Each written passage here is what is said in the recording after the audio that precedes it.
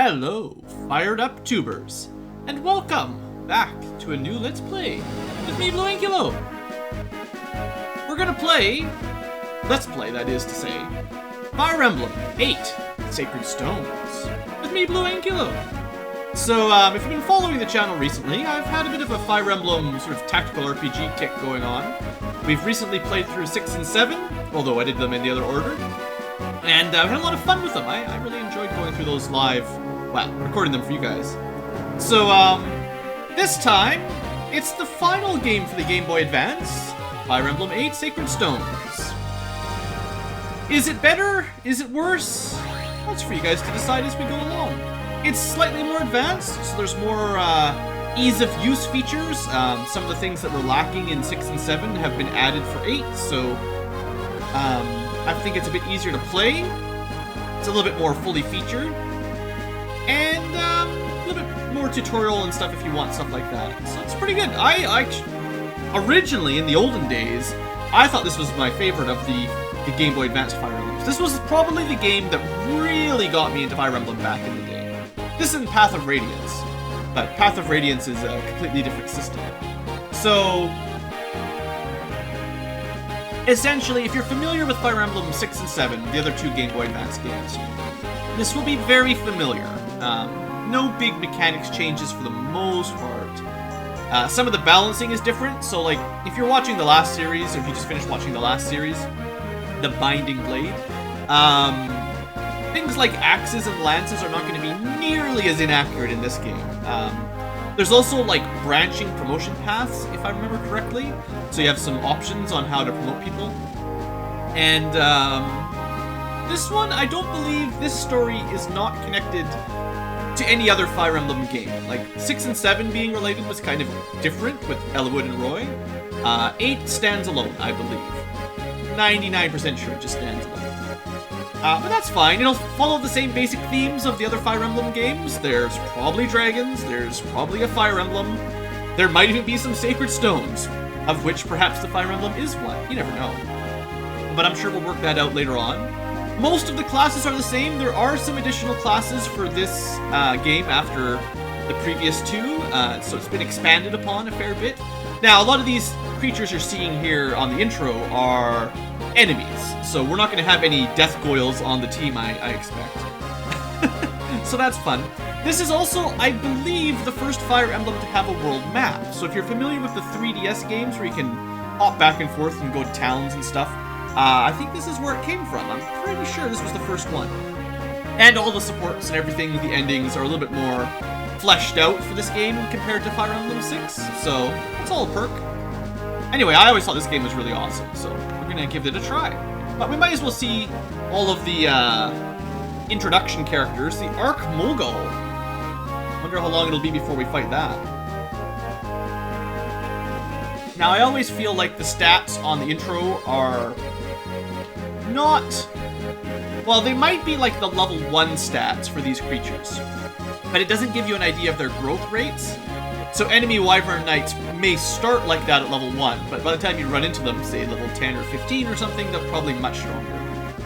But it gives you an idea of what these classes can do. So that's fine. Yeah, it's fine. One of the perks for this game is your thieves can actually promote, unlike in Fire Emblem 6, where they were stuck, not ever getting in an advanced class. Ah, the mighty hero! Now, I don't think they changed any weapon or equipment for the various classes in this game. I could be wrong, but I think, you know, Falco Knights could equip sword plus lance last time. I'm pretty sure that's the same thing, basically. Stuff like that. Once we get to, like, if we ever record far enough to get to, like the 3DS Fire Emblems or whatever, what have you, some of the base classes changed around a little bit for them. Like, I think eventually Wyvern Knights main axes instead of lances. Those used to be Nomad Troopers, but in this world, I don't believe there is a Sake Plains, so they're just going to be Rangers. And I'm sure at least one of you guys watching along is happy to know they're called Rangers now. So assassins, advanced thieves, focused on killing, and a mage knight. There, that was a class that was not in the last one. So like I said, there's some new optional classes. Mage knights are kind of like Valkyries, but male, I guess. Sometimes maybe they just renamed them, you never know. The Mighty General, didn't really use any of them in the last game. The last two, I don't think I used any generals. Really bad mobility, but, you know, Sword Master's an old favorite. I'm not sure if they still get their 30% free crit rate, same as Berserkers. We'll have to double check that as we get further on into the game. Just sit back and enjoy the still amazing opening theme of Fire Emblem. We haven't recycled yet, right? We're still moving forward yet. Mailed with. I didn't remember that. Okay, good, it's an enemy. Maybe we are recycling now. Have we... Okay, I don't know, we may have recycled, so... You know, we've already spent lots of time on the intro. Let's get going. So, just to give you guys a bit more information about this one. This is a completed save from ages ago. I don't even remember the last time I played this. It's probably years ago. So don't mind that. This is what I'm going to be doing somewhat parallel to the Let's Play to test things, because why would I want to spend all that extra time? Well, for one, I'm really enjoying it. But this game, you can start on hard difficulty rather than having to play through it, beat it, and then play it on hard. Or maybe because I've got a save file with it beaten, we can play it on hard. Either way, I've decided to be different for this Let's Play, because normally we've just been playing through the Fire Emblem games on normal, and for the most part, they haven't been too difficult for me. There may have been a couple situations where I've had to reload or characters have died, but for the most part, we've breezed through it. So I think this time we'll be going to difficult. Now, because of this, I feel less guilty if I spend any time in the arena getting a few free level ups here and there, or using the arena to replace characters that have turned out to have terrible level ups. Because on hard mode Fire Emblem, you generally need the best team for the end game. And if some of your characters just got terribly bad luck on their level ups, you need to replace them, really. And it's hard to find enough experience to do that. You can sort of get stuck. Anyway, like I said, let's try it on hard. I've got a save file for practicing for difficult missions in the future. And Let's Play will be not exactly blind that way. But hopefully I can play through in a reasonably good time. On the left of your screen, you'll see characters cycling between anyone that's in the current party for the next map. So you kind of get a spoiler alert of who's going to be on this first mission.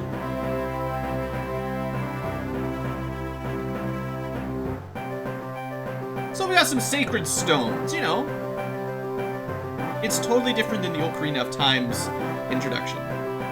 See, there's 5 instead of 3. Totally different, guys. Wonder if we'll run into any Grados. And Demon Kings. Cool.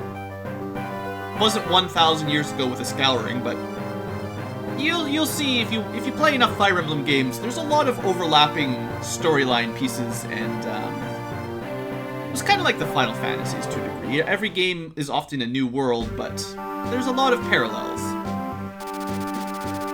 So, the continent of Magvel. For some 800 years, a quiet peace reigned in the absence of the terrible darkness.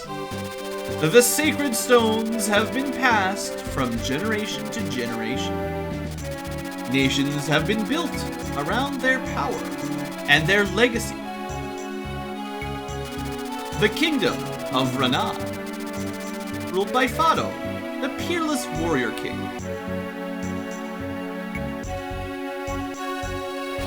The kingdom of Frilia, ruled by Hayden, the venerable sage king. The kingdom of Jahana, ruled by Ismael, queen of the White Dunes. She looks pretty. The theocracy of Ralston, ruled by Mansell, the divine emperor, and my guess at the evil attacker of this map. Oh, maybe this guy. The Grado Empire ruled by Vigard, the stalwart silent. So I would go with either this guy or the Theocracy guy as the most likely to be villains on this map. These 5 countries house the power of the Sacred Stones. Also, anyone that has a High Counselor or Chancellor, clearly on the evil side. They are joined by the emerging mercantile Republic of Carcino, but they don't have a Sacred Stone. In these times of peace, tales of past conflict have drifted into legend, and memories of the ancient dark arts have all but evaporated. It has been 800 years now. It is now the year 803. And what do you guys remember from the year 1214? In an instant, the whole of Magval is threatened by an unexpected atrocity. Oh, I just clicked something. Sorry. My bad.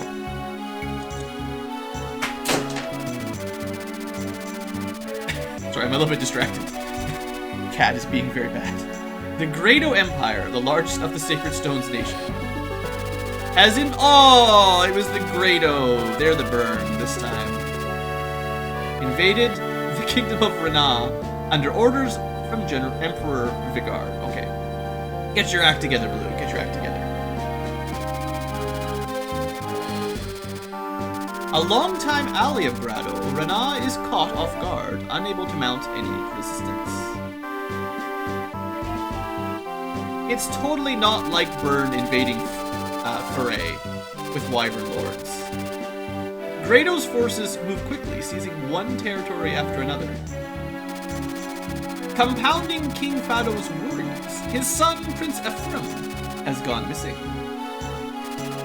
Grado's momentum carries its armies to the gates of Castle Rana itself. Rana will fall. It is inevitable. Well, that didn't take very long. So let's do this prologue.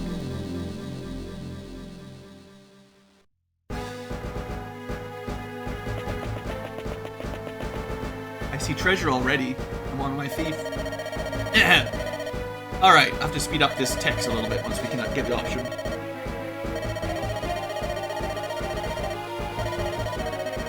Alright, you're all gonna die, probably.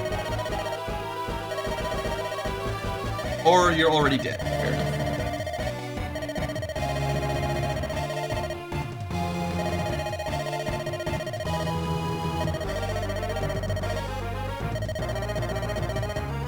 Surrender? You're no king of mine. Now, I have to admit, this family has some great hair color choices.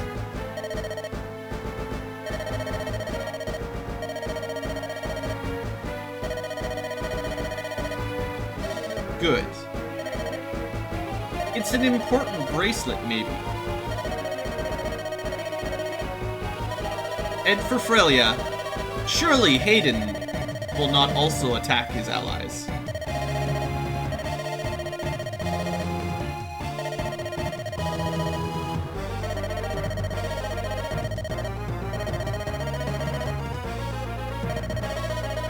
It's probably because he wants your Sacred Stone. Just gonna take a wild guess.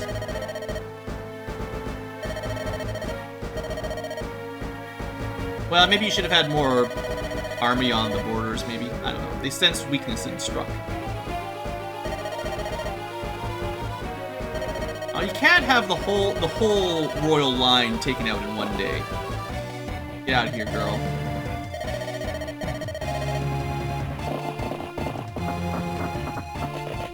Well.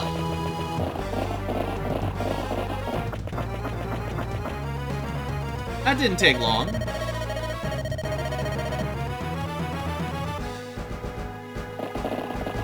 So it's an escape mission. Ride, Franz, ride. You may notice the color of Franz's shoulder plates, and that he's on a horse, and perhaps with your guys' amazing sense of fortune telling, you could perhaps guess what style of unit he will be in the future. You know, power or speed or defense or whatnot, what have you. Oh no, they have wyverns! Now, this guy, he's just got that kind of look on his face, doesn't he?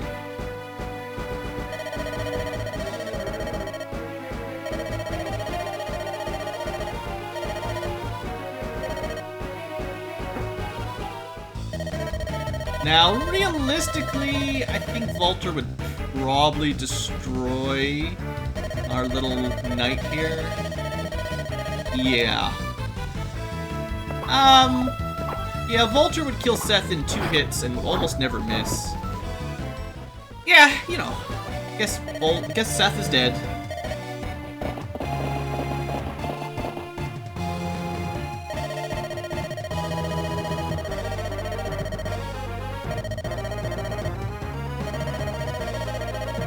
I thought you wanted him dead.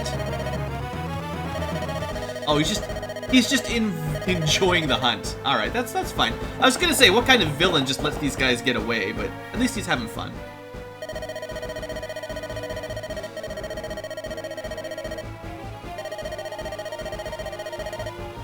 Oh, surely the flying wyvern general will never find us here.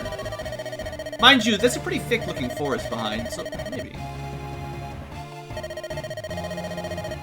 I'll deal with you when we get back to the castle. Erica's way too nice. Except that he grabbed her too brusquely.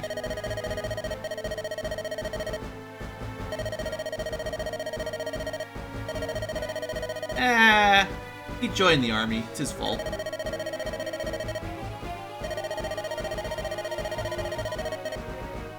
He's only half dead.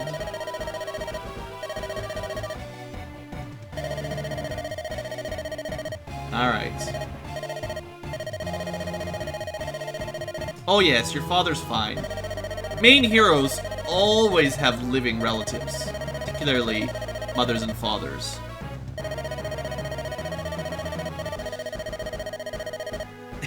Thanks, King Fado.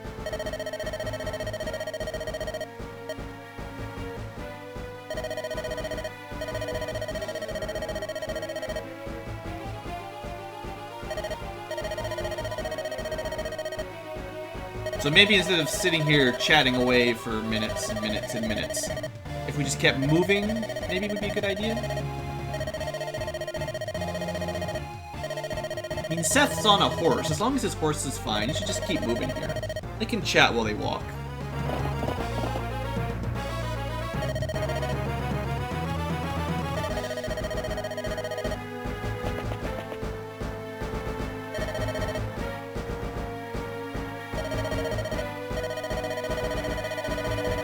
Oh, good! Give her the pointy stick. Uh-oh. We spent too much time talking.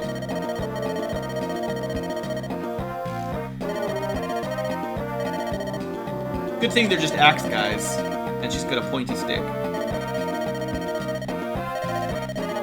Something. Okay, so let's have a quick look. It's just a little mini-boss, a little mini battle. It's really more of a prologue than a full chapter. So you can see most of the stuff is the same as the other Fire Emblem games. The Iron Axe is, I think, 20% more hit rate than the last game we played. So that's a perk. Some of the other stats are probably changed around a little bit. This O'Neill guy, probably not that dangerous. I don't know how easy this would have been on easy mode. Anyway, I think they force you to take certain actions. So, what we're gonna do is have Seth heal himself, because he's sort of my emergency blocker, and he needs to be able to take a couple hits. I don't want to actually use Seth right now, or let him get kills. He is your standard pre-promoted unit, and pre-promoted units get very, very little experience per kill at this point in the game. So if he kills anything, he'll get like 1 experience, whereas if Erica kills anything, she'll get like 50 or something like that. So that's the plan for Seth. What you do generally is you unequip all of his stuff, And then you can use him to block the road. But I will have him heal first, just in case. And because of the positioning, these guys can move 5 squares. So 1, 2, 3, 4, 5. We don't want Erica to get hit by both in a row, so just in case, let's pull her back 1 tile. Also, let's strip away Seth's weapons, so that now I can use him to put in. I can put him in front of Erica, and oh, I forgot to change the battle stance, right? I can put him in front of Erica, and then you can block. You can take a little hit or 2. Actually, he might have enough defense. 11 defense. Well, he'd take like 2 damage. Actually, yeah, he'll be fine. So before I forget, a couple things. I'm gonna go with background animations this time. We're gonna change the movement speed to be fast and the text to be fast.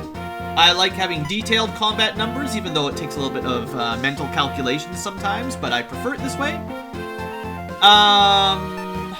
We're gonna leave unit information on, objective on, auto end turns. Yeah, I like the blue background. So we'll just go with those. Alright, so how much damage could this guy do if he hit her? Well, he'll be dead no matter what, and his friend can't attack her, so we've got no risk of actually losing Erica here. So there you go. Well, 32 experience for a kill. It's better than nothing. Alright, so now, one of the things, because we're playing it on hard mode, we will not be going for low turn rewards. We're just going to go for not losing anybody. So the problem here with this kind of attack is if she gets counterattacked and hit, the enemy will do about 10 damage. His attack minus her defense is 10, and she's got more attack speed by over 4, so he'd only get 1 attack. But if he hits, and then on the next turn, so like if Erica attacks, does 10 damage, then he attacks, does 10 damage, then she gets another hit. He's not dead. On his next turn, he could attack again, he'll go first. If he hits again, she'll be dead. So the general way to handle stuff like this is to let him go first. And if he does hit, then we can use a vulnerary. But it slows the pace down a little bit. Well, not even just a vulnerary, but... oh, the crit worked. That's fine. 14% chance to just kill him. Because she has a 100% hit rate, she also could have just attacked on her turn, and that would have also been safe, because she would not be able to fail to kill him. Basically, preventing the enemy from getting the 2 hits. Okay, so the main thing here is we don't want O'Neill to stand in the forest when we fight him, because that gives him +1 defense and 20% dodge. So, don't place Erica on those 2 tiles.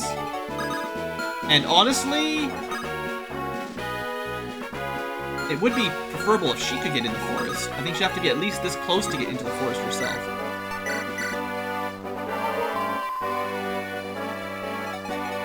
Keep Seth nearby.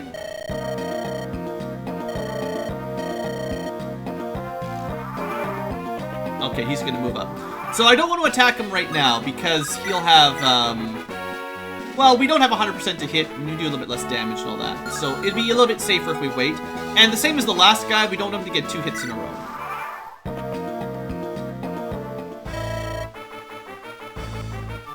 Alright, good dodge, Erica. She's just showing off with all of her crits today. Well, there you go, easy. All of my strategizing was unnecessary for this match. A really good first level up, though. Everything except maybe defense that we could have liked. Good start.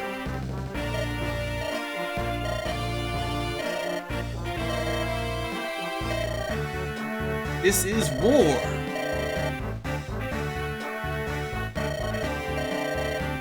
Still, she got her first level up. She didn't even take... no, she got hit once, right? So she's doing pretty good. Took a wound, healed up.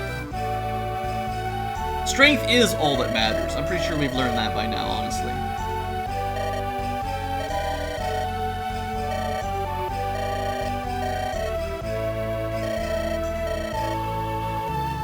Alright, so that was just a quick little introduction to the game.